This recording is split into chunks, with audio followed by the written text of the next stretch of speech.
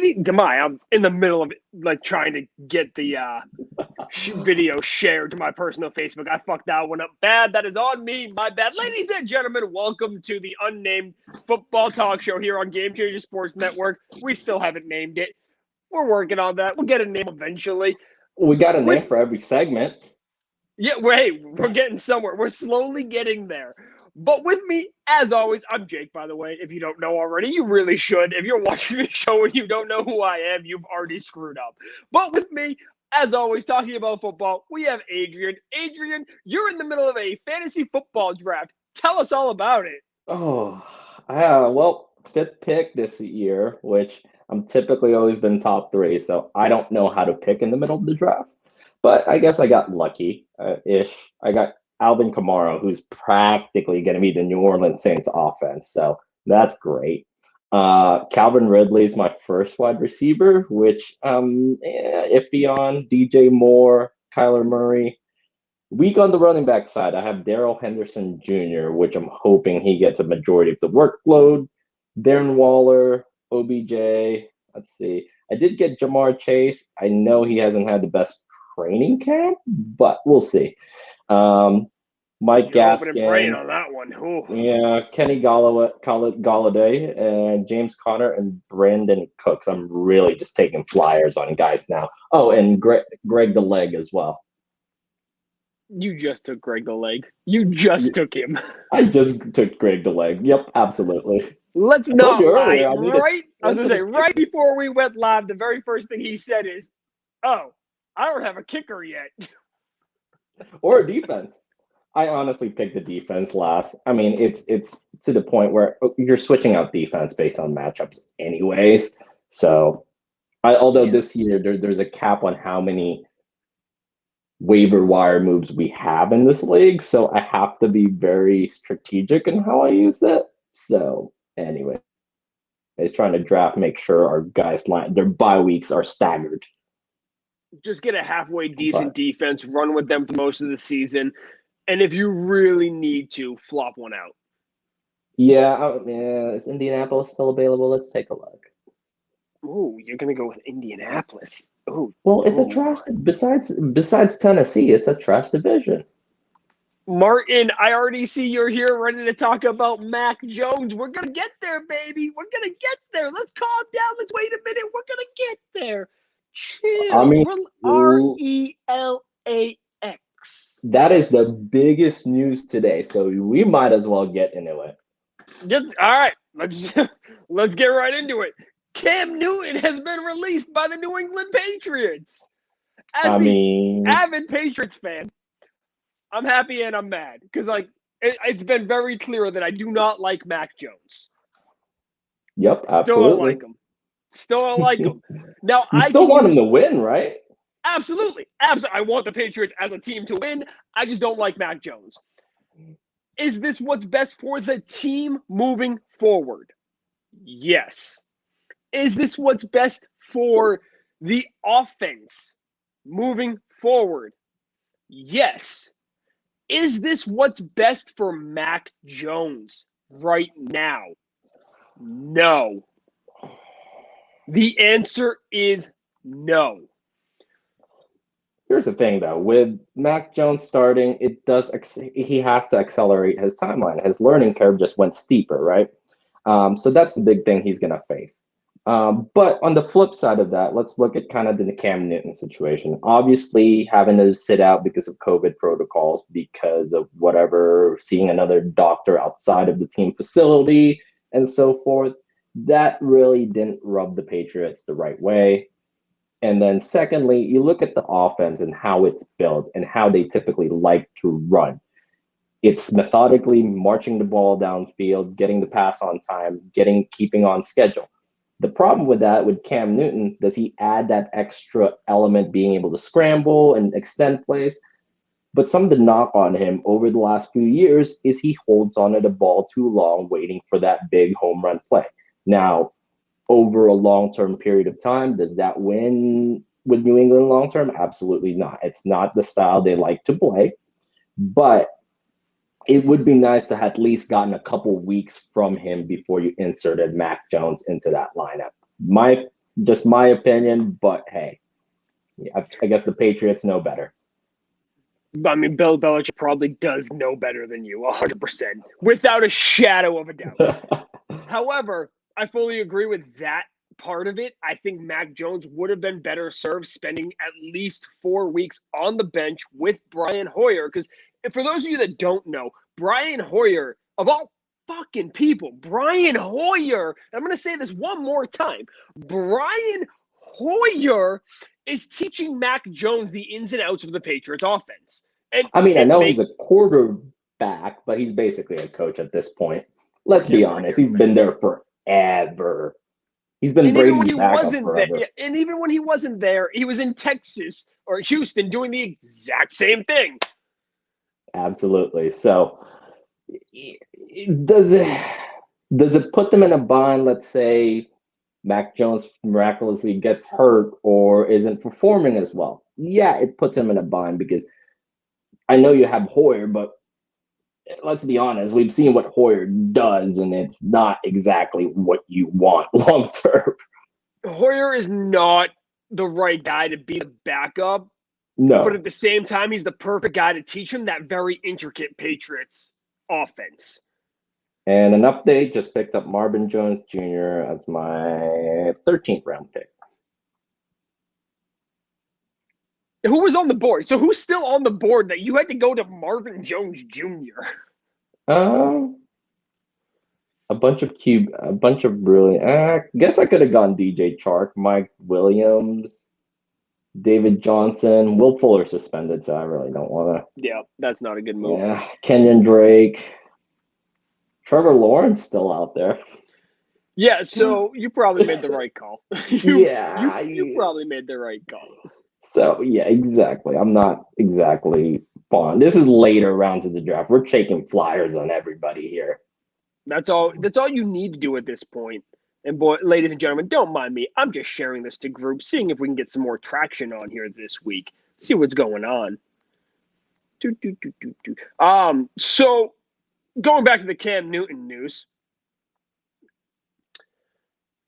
Oh, did you freeze? Please. I am here all alone. Oh, there he is. I'm over here trying to share this to groups, and I'm over here not even paying attention to the screen, and you're over here like, I'm just gonna freeze. No big deal. I'm trying to wave here, but anyways. So obviously Cam Newton was the biggest news. I mean, besides that, Jalen Hurts got named number 1, even after Gardner Minshew hasn't been there 2 days, so it doesn't really matter if they have Gardner Minshew. Other news, Jameis Winston is the QB1 for the Saints, which we thought was going to happen. Was perfectly predictable. Martin says, and this is let's wrap up this Cam Newton conversation, quite frankly. Cam Newton, very well, probably going to get another job. It's a matter of with who and how bad are they. Houston, I'm looking at you. So Martin says, I think Cam should have started the season, but if Bill thinks Mac is 100% ready to go, I'm going to trust Bill on this one. Also, New England needs to sign one of the QBs that got cut. Hoyer's not the guy to be the backup. Okay, did Stidham get cut? I didn't see his name on any list. Who? Jarrett Stidham. Martin, you're going to know off the top of your head. Go ahead and put it in the comments. I don't remember seeing Jarrett Stidham, the quarterback, getting cut. But if Stidham's not there, and he's obviously not the guy, he's been there for 2 years, in that system for 2 years, and hasn't progressed at all. But if Stidham's not the guy, I want them to bring in somebody like Will Greer to back up. Let's be honest, we saw what he... We're doing this again. Yep, you're cutting. Grant says, highly doubt Cam will be QB1 unless another injury happens. He's on the PUP or I. Okay, so that's where he is. That makes sense. I was wondering because I didn't see Stidham's name anywhere. Grant, let's go back to that real quick. He's not going to be the QB1 anywhere he goes. Whether he goes to, Chicago just wants to hoard quarterbacks all of a sudden. So let's say he goes to Chicago. Let's say he goes to the Jets. He's going to be the backup at the Jets. Let's say he goes to Houston. He's going to be the backup in Houston. Now, what if he goes to Washington? Ryan Fitzpatrick and Ron Rivera, realistically, could very well decide that Rivera's system is built for Cam Newton. Absolutely ridiculous. What? You sound like Alvin and Chipmunk right now. on my end. I'm gonna guess that's a you problem. Give me a second. Breaking news, guys. I sound like Alvin and the Chipmunks. So I think a good place for Cam Newton is retired because I don't want to see Ryan Fitzpatrick lose another job. Tyrod Taylor, probably the unluckiest quarterback in the NFL. Yep, Newton could go to Houston. They're still not going to win anything, so it doesn't matter what they do, really. But to put a bow on this Cam Newton situation, I just don't understand why they let him go with that contract and that much guarantee. I believe it was $7 million guaranteed and $13 million total. I might be off by $1 million or $2 million on one of those numbers because that's off the top of my head from what I remember when he signed it. And I said at the time, why the hell are they doing this? They're going to draft a quarterback. It's pointless. Lo and behold, right off the bat, it was pointless, and they cut him before the season started. Now, you could also take into account the fact that he got cut because of those 5 days he missed by not knowing and understanding the COVID protocols. Very well possible. However, unlikely given that he couldn't throw a football to save his life. So we're going to talk about some other cut down day surprises. Hopefully Adrian here has everything figured out. Yeah, you sounded like Alvin and the Chipmunks for like the last 10 seconds. Yeah, Oh, you're gonna enjoy enjoy about that. You're gonna enjoy this. I just drafted the New England Patriots defense. You just drafted the New England Patriots defense without Stephon Gilmore because he's out for 7 weeks at minimum. JC Jackson, I think, will be just fine. So, yes, absolutely, JC Jackson, stud. But let's not talk about JC Jackson. We already know he's going to be a stud. Let's talk about that kid, Shaun Wade from Baltimore that they just traded for. Rookie was projected the top cornerback in the draft a year ago, so before this entire draft cycle. And then fell to the 3rd round and got drafted by Baltimore, who then subsequently traded him to New England last week. And he did not look good in that first preseason game, but he didn't know the offense or the defense yet. Look, here's the thing. Bill Belichick is the best at maximizing defensive players, hands down. You look at every other guy that goes to Bill Belichick's defense and leaves, he's nowhere near the player he was outside of Bill Belichick's defense. So once he learns the playbook, once he understands the concepts, I think he'll be serviceable. But have we never heard of Mike Vrabel? There's few exceptions. Vince Wilfork? Okay, Vince Wilfork went to my Raider. Or no, you went to Houston. Richard Seymour went to the Raiders. But they were at the tail end of their career. Let's be honest. There were more veteran presence for those teams. There weren't like, your star defensive player. Houston, you had J.J. Watt at the same time Wilfork was there. So it really doesn't matter. Yeah. All right, so let's move away from the Patriots. We've had enough of that. Look, we'll get into the Sony Michel trade at some point when I want to talk about the Patriots again, but biggest surprise on cut down day for you, not including Cam Newton. Oh, I have to go with my Raiders. Well, John Brown, they signed him for actually a reasonable deal this year, but I guess playing time wise, he was just not going to get any playing time with everybody in that receiver room, which is surprising because I really like John Brown as a receiver. I think he did a good job, in Arizona and in Buffalo. So yeah, that's a big surprise for me. I mean, they did pay him a 1-year contract, so we're not really taking a big hit on him, but I think having a veteran receiver would have been nice. I'm going to have to go with Everson Griffin. That is another one. They just re-signed him after spending a year in Dallas. I didn't see Everson Griffin getting cut by the Vikings, but that Vikings defense is stacked through the roof. I mean, There's going to be a problem. Year. Here's the thing, though. Remember when he moved away from the Vikings last year, he basically called Kirk Cousins trash. I don't think that was going to sit well with the rest of the team. So that also might have something to do with it. I got it. Send Everson Griffin to New England. There you go. We need a defensive lineman.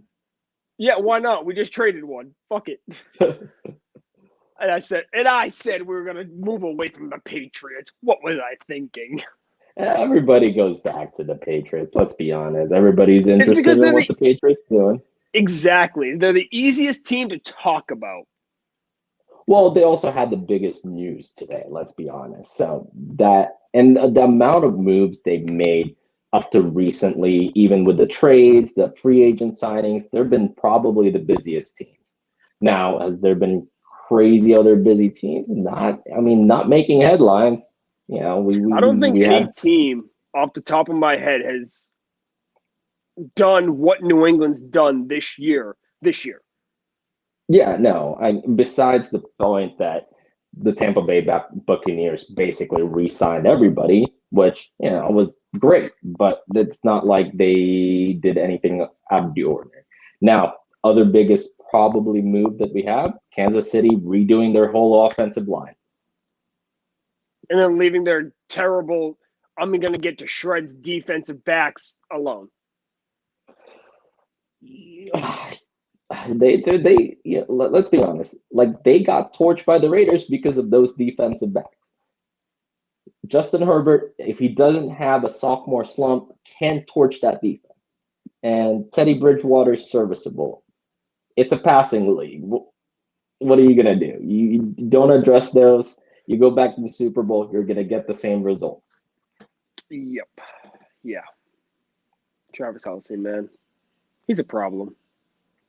Hey, I think he got drafted in the first round in my league. So yeah, I think he's definitely number one tight end. I don't think he's first round fantasy worthy, but whatever that guy's smoking, I want some.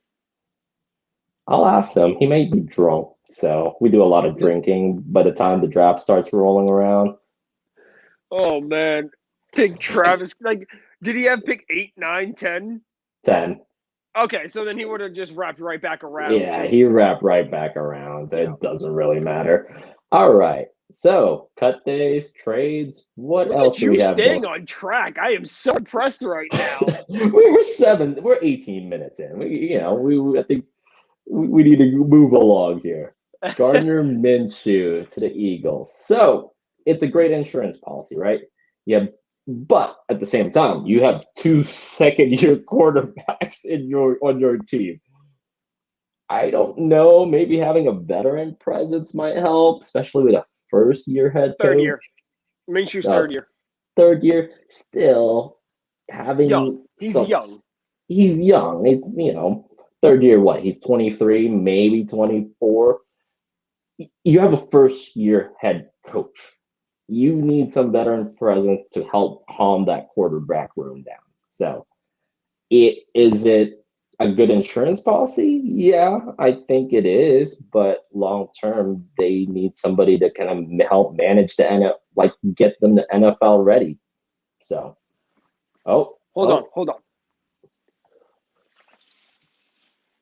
Is it? What the? Sorry, I heard a weird noise outside. And guys, those of you that don't know, I'm in a hotel in St. Louis right now. So there's a actual football field right next to me. It used to be the Rams training facility or indoor facility, but there's also an outdoor field.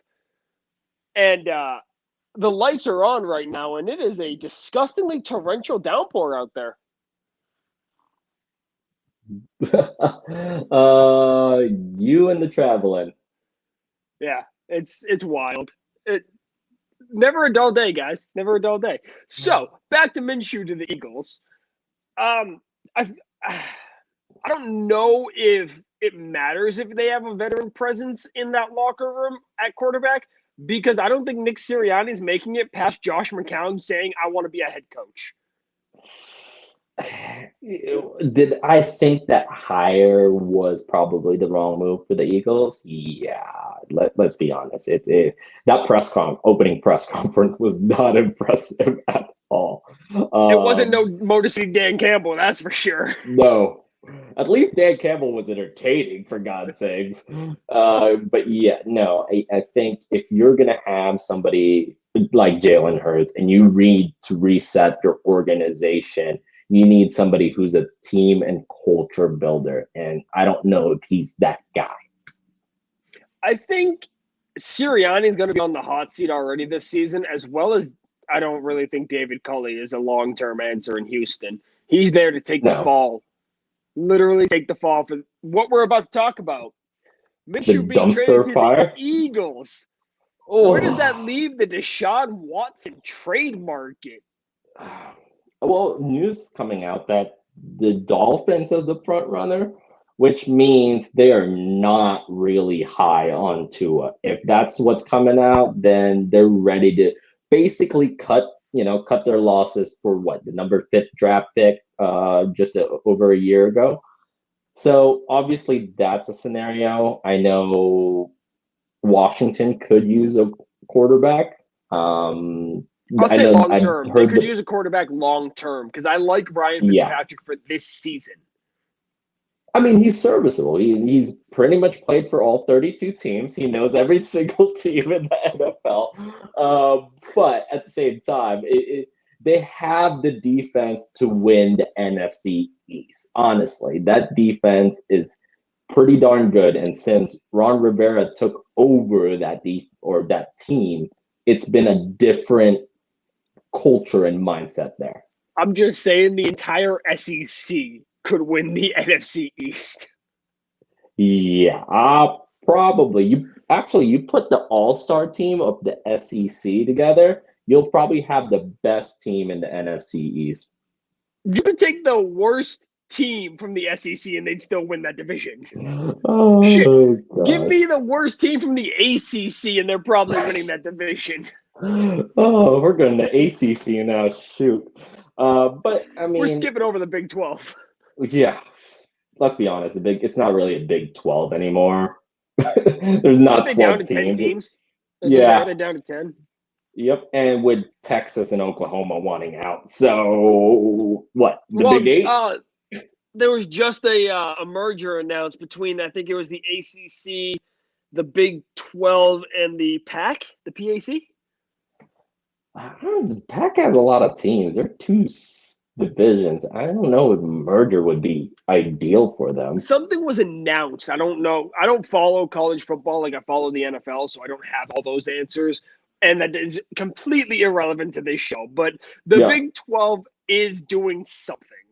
I don't know. Well, we'll see what it does. I mean, does it affect talent level coming into NFL? Maybe, but you still have a majority of guys coming out of the SEC, so it really doesn't matter. You can look at your top 10 guys, it's really mostly predominantly SEC or powerhouse programs.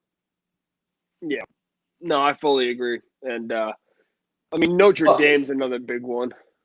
Deshaun Watson. Look, He at the end of says the merger was between the Big 10, the Pac-12, and the ACC. So wow. Wow, Off the that is top a of my head, I was big right. division. That is a So big division. that's going to be at least 20, 24, maybe 26 teams. Are they going to put it as like 4, subdivisions too? Like what are we doing? NFL No, here? it's gonna be 3. It's gonna be the Big 12. No, but yeah, there's not enough games to play. Like there's too many teams and you can't play all of them. Let's be honest. So how are they going to split up who wins that mega division? I got it. 17-game season. All right. The NFL's making its way to the college football ranks. Back to Deshaun Watson now. So the Houston Texans are absolutely planning on walking into the season with Deshaun Watson on the 53 man. He's gonna be in the facility every day. He's gonna be there. He's not gonna play though. So here's the thing with that. Here, from a cultural standpoint, right? You're going to get questions about that every freaking week, every day. That's going to be the focus of the media. Is that really good for your team morale and culture? That's really not a great start for Houston's new management, really, if they're going to do that. So this is my take. They should probably trade him within the next week or so. I would have traded him by now, the cut down day, because Houston signed literally anybody that was willing to take a 1-year deal. So I haven't seen their 53 man yet. I haven't had time to look through all 32 teams, 53 men, but I have to assume they probably released some veterans that they want back. Yeah. I mean, it doesn't matter. It's Houston. It's a dumpster fire organization. It's been a dumpster fire organization minus But the they few have years John Easterby. God, have you seen the reports and the craziness that's come out of how the players hate him? Oh man, I love it. I love it. It gives That us is something why to talk about. Houston will never be even a second tier organization. It's always going to be that bottom tier organization.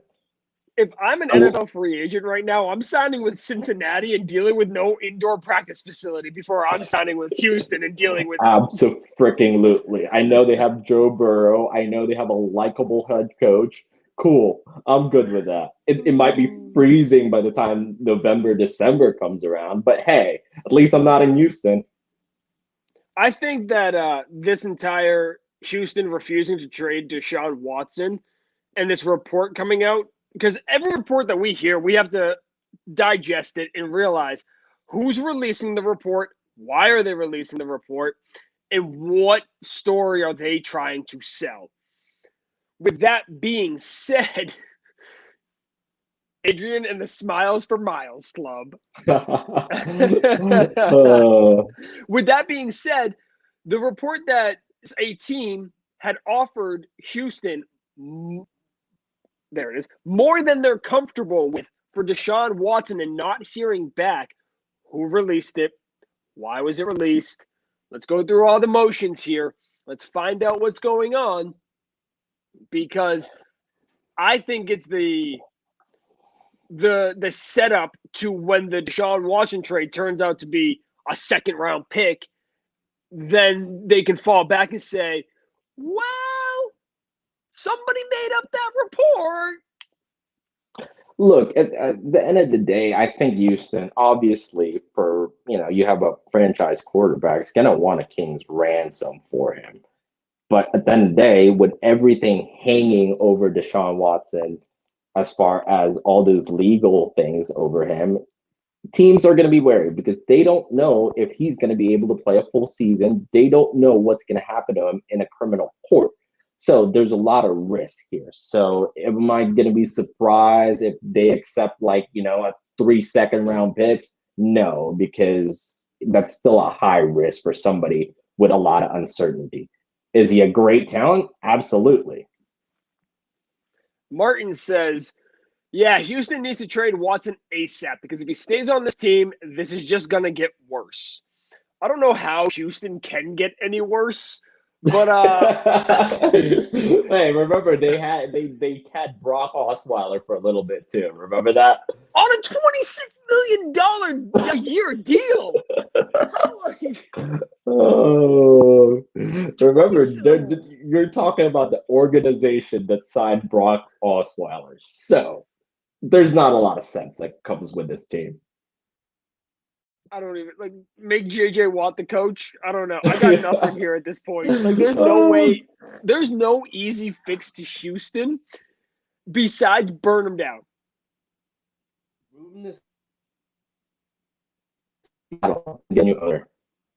You cut out. That's probably the only fix, or not Seattle. What's the other market look? I said move them somewhere. What's the other market looking to add a football team? Portland. Move them somewhere else besides Houston, for God's sakes. At this Portland, point. Oregon wants a team. I believe Austin, Texas is the place that people are just saying they'll move to because it makes the most sense. However, Jerry Jones is not letting another team in Texas. I don't care what anybody says. No, Jerry Jones will not within 4 hours of or 3 hours of Cowboys Nation. Nope, they're not letting him up there. Not a chance in hell. Well, it's Oklahoma City, on the other hand. would be a good spot. It just the problem with that is the market is not big enough to really make an NFL team viable there. Unless you have a superstar, which they don't have and are about to get rid of one. So you want a stadium with no fans? Great. You'll be playing in COVID situations pretty much. Give me St. Louis again. Give me the team in St. Louis. So do you think London would take them? So God. Well, London's pretty much backwards anyways, so probably. I think London think just it's wants soccer. No, they'll all the fans that's gonna come in. It's like, oh shit! Well, I thought this was soccer. Oh, I thought this was football. If anybody's moving to London, it's Jacksonville. Like hands down, they have that 5-year deal to have a game over there every year. They're the only team that has that. He says, "Go ahead." I don't know why of all teams we're really wanting to showcase Jacksonville in Europe. Okay. Oh, hold on, Heath. We're gonna get back to that. No, I have the answer to this. It's not that we want to showcase Jacksonville as an NFL team. It's because Shad and Tony Khan also own a football team that plays in Wembley Stadium. Oh, well, I guess they're the ones that made the UK deal happen. I guess if you're a billionaire, it doesn't really matter where you play. Literally. All right, now let's get to Heath's comment. Just create a whole Canadian division. What do you think about that? Are we talking Montreal, Vancouver, and Toronto? And we need one more location if we're going to create Okay, we just got a completely sidebar. Let me take this off real quick.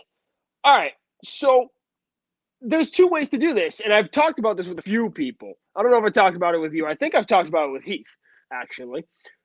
So you can do 4 teams, and you can do like an East Coast thing or a West Coast thing, or you can do a giant expansion, because if there's ever going to be a time, hear me out. If there's ever going to be a time to do it, it's going to be soon.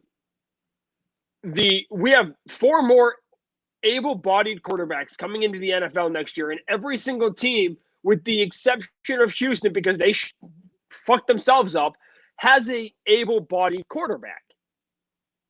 There's no quarterback in the NFL that we can starting. Let me rephrase. There's no starting quarterback in the NFL right now that we can definitively say should not be a starter in the NFL. There's a couple very close. Yeah, I know, man. Yeah, no, it takes a year to evaluate them, really, too, to see what they're gonna look like, and they're gonna show flashes the first year, but it's not gonna be the complete picture. But with the exception of Tyrod Taylor, who should be a backup, there is no quarterback in the NFL that you can definitively say should not be a starter. Andy Dalton? Why? What about Andy Dalton, who won in one of the worst franchises in the NFL, says he's not a starter? Look, he had a lot of talent in Dallas and in a weak division, and it showed that he's at this point a very average game manager.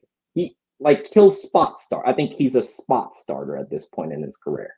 Now we're getting to the point where we're starting to see if the Giants will move up Daniel Jones, because he's just not taking that next step. Right. But it'll be interesting to see, because next year's class, the quarterback class is not anywhere close to as strong as this year, for sure. No, but they're viable. It's viable. Viable's probably Spencer Rattler. Okay, so but if we're gonna, let's say we expand 8 teams. Let's say we do expand 8 teams for the sake of this conversation. Now you have. So we put ourselves at even 40. Yes, an even 40. Split it East-West 2020. Boom. Nice and easy. Then you have, let's say 5 rookies are going to come in and probably start right away. We're going to have an expansion draft. Somebody like Nick Foles is going to go up to one of those teams. Yep. Nick Foles is going to play for every team, like Matt or Fitzpatrick. I was going to say Fitzpatrick on that 1-year deal in free agency probably signs with one of these teams. Washington does whatever Washington does at quarterback. Henneke could be a viable. So when I say a viable starter, what I mean is they're an average quarterback. Cam Newton's probably going to sign with one of those teams. No, he's below average. He's not a viable quarterback. Oh, gosh. Nate Peterman actually would probably sign and start for one of those teams. This isn't the XFL, damn it.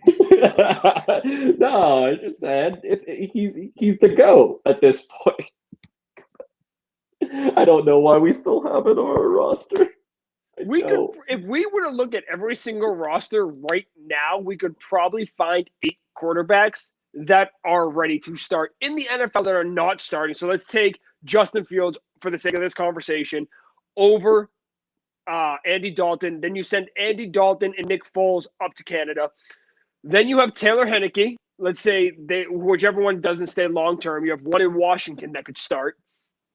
And somebody's going to take a flyer on Mitch Trubisky. So we're at 4. We only need 4 more now. There's the draft. Obviously, some of these teams besides Houston's going to get a quarterback. No, let's pretend there's no draft. All right, let's pretend there's no draft. Let's see. Let's kind of look down the line. You're going to get Jimmy Garoppolo. Yep, that's true. So now we're at 5. Let's see. Josh Rosen, 6. Yeah. He is still at least average. He has not looked good for the last 2, 3, whether it was 4 years. Nobody looked good with Adam Gase. Let's calm down. Nobody looked good with Adam Gase. That's true. And he's been a career backup since. Yeah, that's true. And he also went to the dumpster fire before Kyler Murray was there in Arizona. So that's not anything to look at either. Let's see. With Drew Lock, number 7. And then whoever doesn't play quarterback in Indianapolis next year would probably be a starter. Who the hell do they have? Jacoby Brissett Brissett's there. So yeah, boom, there's 8. So with no draft, we just named 8 average at worst. There we go. Slightly below average. Yeah. So yeah, is that going to be interesting to watch? Yeah, there's going to be probably a lot of blowouts, and it's basically going to be a bye week against those teams for the first year, unless they pull a Las Vegas Knights. Couple of years. Yes, that was damn true. Because no matter what with an expansion, that's how you have. It's just we're looking at this because we're talking about so many different expansion teams at the same time. Yeah. Absolutely. Which makes this completely different. It's not like Houston coming into the league. I don't know. I was maybe like 5. I was like 5 to 8 when they came into the league. I don't remember if they had an expansion draft or if they just signed free agents and went with the draft. Gosh, it's so long ago, it's hard to tell. But the only in any sport, the only successful expansion team to get right off the get-go was the Las Vegas Knights in hockey. And I hated it. I do not like. I want my expansion teams to take the time to build. There's no reason you come out of the gate and you're in the goddamn Stanley Cup the next season. No, that's not how this works. Give me Mitch Trubisky starting for one of these teams and make them get the first overall pick. Make them build their team. That was a weird way to freeze on that one. Fair enough. Yep. All right. So what's our next topic That was a today? good 10-minute conversation about expanding the league. Hey, look. Honestly, I think we haven't had an expansion in 20 years. I think it's time. They're talking about it in basketball. The NFL probably could use to add 4 more teams. They're still the biggest moneymaker of sports. Everybody pays attention to the NFL. The ratings are always the highest as far as viewership. So they could use a couple more markets. Right now, off the top of your head, NFL expands tomorrow, and they name 2 cities. What are they?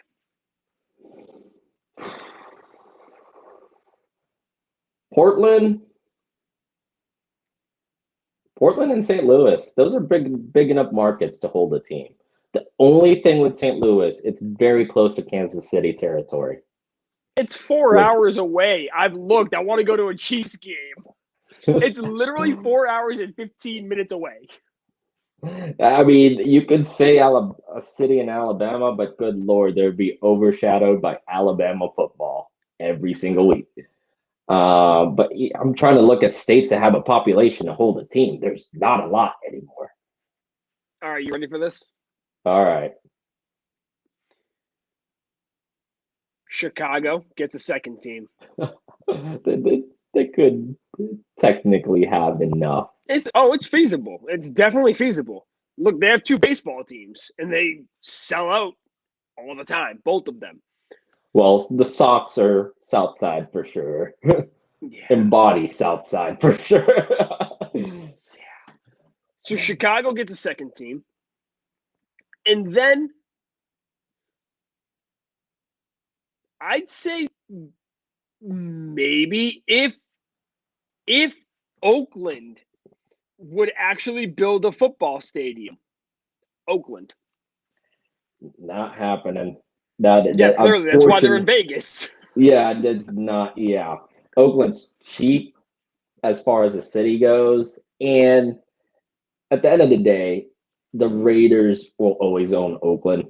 They own freaking LA every time we play the Chargers, so it really doesn't matter. But at the end of the day, they know they can't put a team there that people will watch. Granted, the Niners are technically San Francisco, but they're playing Santa Clara, about an hour and a half south of San Francisco. Heath is from the St. Louis area, and he says St. Louis will get no support from fans. It's a baseball town. Well, we saw that with the Rams, for God's sakes. I pass by the Dome every single day. It's called the Dome now, what their football stadium used to be. And they're How about Salt Lake City? I would absolutely love it. Hold on, let's check their population. I don't know if their population could sustain a football team. Salt Lake City population. Oh, God. Oh, God. 197,000. The whole metro area of Salt Lake City. No, so hear me out. The metropolitan area, not just Salt Lake, but the surrounding area has 1.24 million people. Is that kind of feasible? Yeah. Even Denver's at 2.9, Vegas is at 2.2, Arizona's at 4.9, Chicago's 9.6, St. Louis is 2.8. There's no off the top of what I can see. There's nothing close in the NFL right now to that kind of market. Yeah. Let's kind of look at the population. Can Chicago hold another team? Absolutely. They have 9 million people within the metro area in Chicago.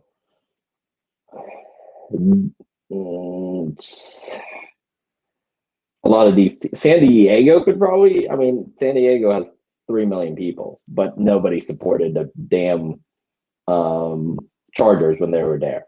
So I don't know if that's going to be a mix.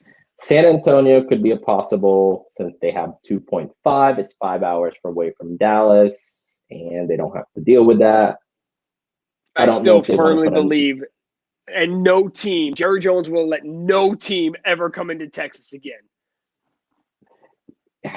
Yeah, it's Jerry. He'll lobby hard to make sure that doesn't happen. I mean, look, Jacksonville has 1.6 million people within that area. So, yeah, it's possible. And how good's that team? Heck, New Orleans has 1.2 million people, and they were able to field a solid football team. They're just above what Salt Lake City has.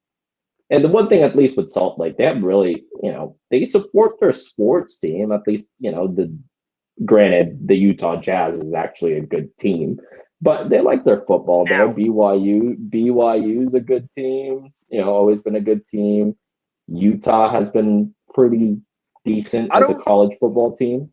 I don't know if college football market will equate over to NFL market because again, if you put a team in Alabama, you're gonna run that team out of Alabama. Yeah, no, you're running a team out of Alabama for sure. But I mean, look, they have a team in damn Buffalo, for God's sake. Granted, there's nothing to do but watch the Bills play. Chad, nice to see you. Thank you for joining us. How are you tonight? Buffalo might be the most loyal fan base in the NFL, so let's calm down. I mean, Green Bay doesn't have the biggest population, but they're the oldest damn team in the league. That's the only thing they have. And that technically the fans own the team. So it's nice to be a Green Bay fan when you technically can buy stake on your football team. But it also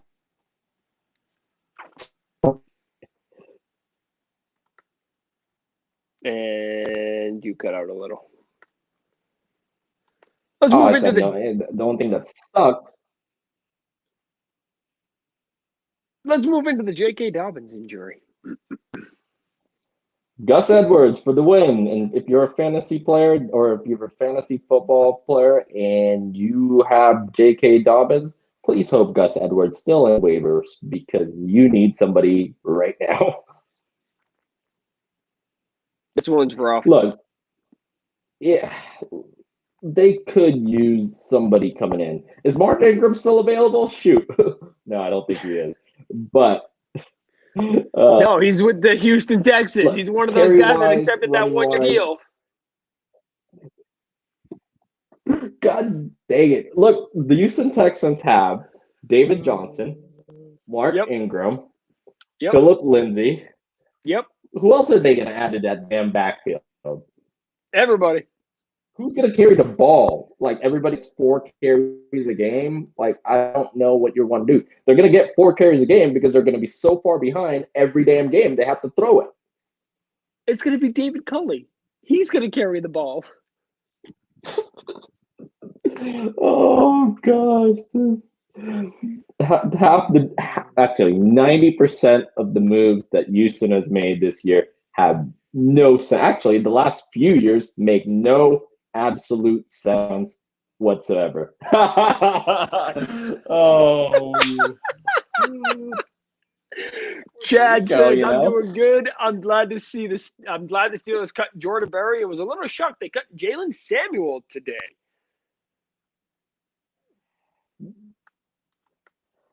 Well, that just means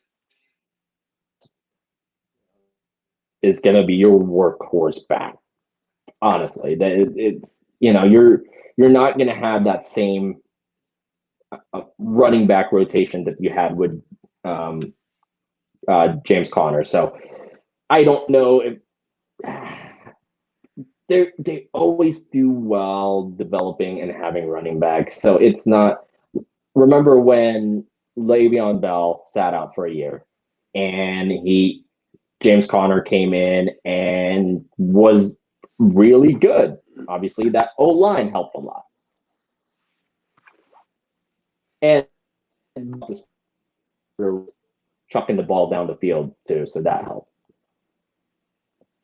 We got Gurley to the Ravens, question mark? Gurley to the Ravens. What do you think about that? How much does Todd Gurley have left in the tank? The question is, how much does Todd Gurley have in the tank left?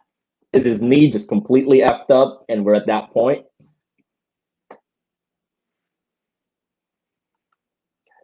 Ravens can try to sign LaShawn McCoy. Again, you're looking at a freaking 30-plus-year-old running back that I think both of those barely are played decisions. The last couple years.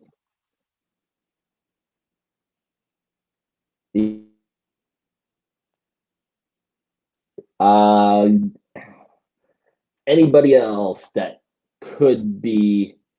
I mean, Devontae Freeman's already out of the gate. He just got cut.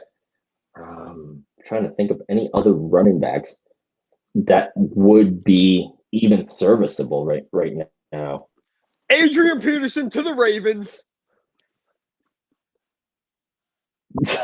Actually, that's not bad because Adrian Peterson, for some darn reason, likes to freaking fight Father Time. So the real question about Oh, the J.K. Le'Veon Dobbins Bell's injury, technically a free agent still. not him. The real question about the J.K. Dobbins injury is how is this going to affect the Ravens offense going into the 2021-2022 season? Well, that means they're just the pressure is gonna be more on Lamar Jackson. He has to take that next step as a QB throwing the football. We know he is electric as a runner and playmaker, but in order for him to elevate this Ravens team, he has to be the quarterback that can also sit in the pocket and make those throws. Of which he's not. And I've been consistent about this over the past 3 years, talking about it on whatever football show I'm doing with whoever I'm doing. Lamar Jackson is not a quarterback. He is the most inaccurate by these stats quarterback in the NFL. He is a run first kind of guy. And here's the thing: how the Ravens win is if they're ahead, right? They're a front runner team, meaning they got to get ahead because they can't play catch up with Lamar Jackson. He just can't do that. Although I will say the Browns Ravens game last year when he had to take a shit was probably the most entertaining game I've ever watched. Oh, was that Trace McSorley? Was that who came in? Tracy McSorley did come in. He just got cut today. He was Yep. in such a prime time moment on national television. They just cut him like he's nothing. I mean, look, I'm a Penn State guy. Went to Penn State. Trace McSorley always has a place in my heart. But is he gonna be your quarterback you go to when Lamar Jackson has to go number 2? Probably not. Well, he can read his bowel movements better than he can read the defensive backfield. That's for sure. Make sure he takes those Peptos and Pepto-Bismol before the games. Chad says maybe Benny Snell for the Ravens. That's not a bad move. That's not a bad move for sure. But there are some interesting players still out there. You're not going to get a number 1 guy at this point in the season. Chris Thompson's still out there. And Lamar Miller is still out there. So you do have a few. Lamar Miller can definitely stay out there. They need a running back, so it's going to be interesting. Granted, hey, what's his name is still out there. Larry Fitz doesn't even know if he wants to play anymore, so he's still I can out tell there. you right now, Larry Fitzgerald does not want to keep playing. He is doing a podcast on Sirius XM every Monday night during the season with Tom Brady. And is it John Gray? Yeah. No, it doesn't sound right. Is it a John something? I'm not sure at this point. I don't know. Whoever he's the guy that Tom Brady has always done interviews with. That guy. Well, you know who I am surprised, though, who still doesn't have a job in the NFL? There's 2 guys. KJ Wright and Olivier Vernon. Olivier Vernon, I'm not so surprised about because of his injury history. That's true. The dude cannot stay healthy. He's a absolute animal, but he cannot stay healthy to save his life.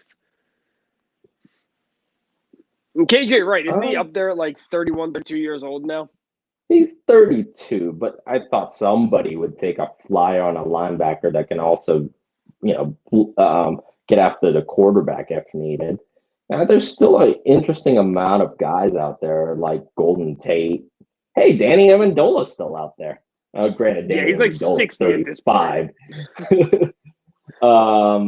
Kenny Stills is still out there. Kenny Vaccaro is still out there. There's still guys out there that can probably still play. Now, granted, are they getting closer to plus 30 age? Yeah, most of them are. But at the same time, if a team becomes desperate, you got options. Yeah, I mean, that you got to think about how many players were offered that 1 year, $2 million contract by the Texans and turned it down. Let's not forget about that. How is Schwartz still a free agent? I think that injury last year, right before the Super Bowl, obviously age is going to play a big part of it. But I do think he gets picked up. You're going to have injuries on any offensive line, and somebody's going to go, okay, we need a serviceable right tackle for 8 games, 7 games, 6 games. He can do that. I don't think he can last a full season without getting injured, but he's serviceable. We'll see about that. All right, we got 4 minutes. We're going to start wrapping up, ladies and gentlemen, boys and girls, children of all ages. Thank you. I said that really fast. That was my Boston. It came out as a That was straight up my Boston. Let's try that again. Ladies and gentlemen, boys and girls, children of all ages, thank you very much for joining us tonight on this this is probably the most organized show we've had so far. Well, we got sidetracked in the middle until we got sidetracked New England. in 10 minutes. Yeah. Hey. New England was a big talking point today. I'm talking about the expansion conversation. We did not plan for that. No, but those hypothetical conversations are an interesting one, and you can get down the rabbit hole with those. But I figured to end this, I have 3 all-out blitz questions for our good friend Jake over here. So completely forgot about the all blitz. That is on me. That is my bad. I apologize. Let's do it. All right. First one. You, as a general manager of a football team, can add one of these wide receivers to your team. Who do you take? DeAndre Hopkins or Javonte Adams? Davante Adams. He's the complete package. DeAndre Hopkins is flashy, and he'll make more flashy style catches, but Davante Adams will lead an actual team to the end zone. Granted, yeah, besides Aaron Jones, Green Bay really doesn't have anybody else, and it's pretty much throw to Davante Adams 90% of the game, and he's triple teamed, and he still finds a way to get open. So, let's see. If you were to take a quarterback over the next 5 years, would you rather have Baker Mayfield or Kyler Murray?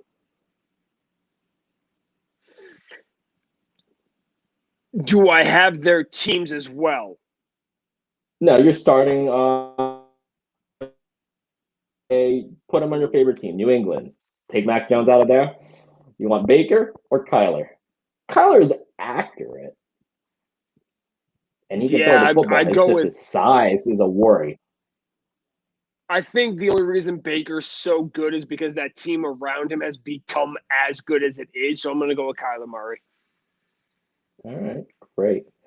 Who would be your pick for Defensive Player of the Year besides Aaron Donald? We cannot use the cheat code that is Aaron Donald. It's just unfair. He could win Defensive Player of the Year every damn year. Either one of the Bosa brothers. Nick Bosa's back this year. All right, last question, and you're going to love this one. Give me a prediction of Mac Jones' stats for this year. I'm going to say, obviously, if he starts all 16 games, let's say he stays healthy.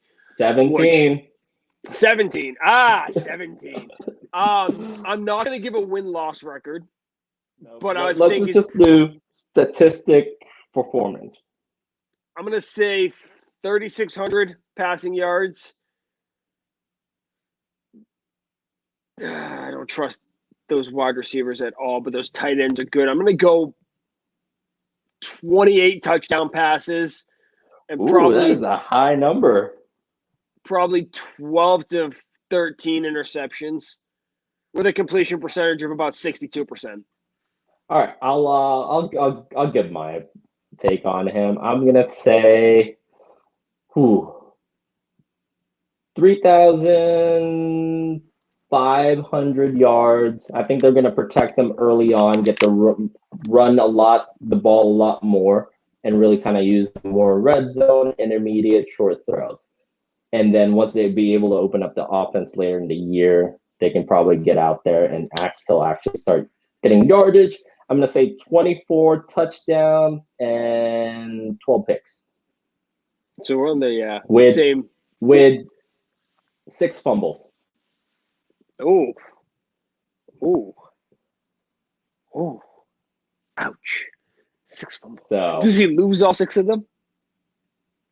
He loses 4 of them. No, he loses 5 of them. Here's the problem. When a quarterback in the backfield loses the ball, there's pretty much a 75% chance the defense gets it. So it's hard to say he's not going to lose all of them. Oh, so you don't play Madden too often, I guess. Because apparently when I make them fumble, they always get it. Oh, gosh. Oh, have you played, and last question, have you played or have you seen the feature? Oh, you're out of your trial probably now, huh? Or did you buy the game? Oh, I bought the game. Okay. Have you seen the feature as far as the NCAA Campus Legends college football feature that they have yet?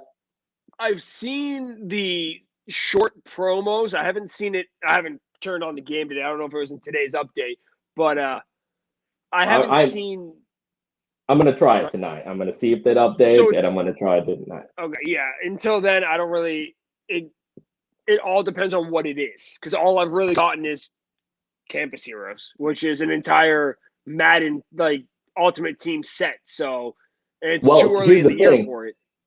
You can play as Florida with Tim Tebow again. All right, so I'm going to hate it. Got it. Yeah, exactly. Awesome. At this point in the year, I don't play anything but Ultimate Team, so I'm gonna have to get on with you on that one. Xbox, PlayStation, Xbox. All right, good. Awesome. Well, I know we got way off topic here, but I appreciate everybody. You guys stuck with us, and we got through a show without going completely off the rails. Yeah, it's kind of my MO. I go off the road all the time. But thank you for joining us, everybody. We'll be back either Saturday, depending on if there's enough to talk about, which this week there probably won't be if we're being honest. Probably not. Tuesday, NFL season preview. We're going to run down each division and pick some winners here and some surprise teams. It's back. It's back. Yes, it is. All right, ladies and gentlemen. We're going to sign off now. We're going to get out of here. We're going to get out of your hair. We love you. Have a great night. Thanks for listening.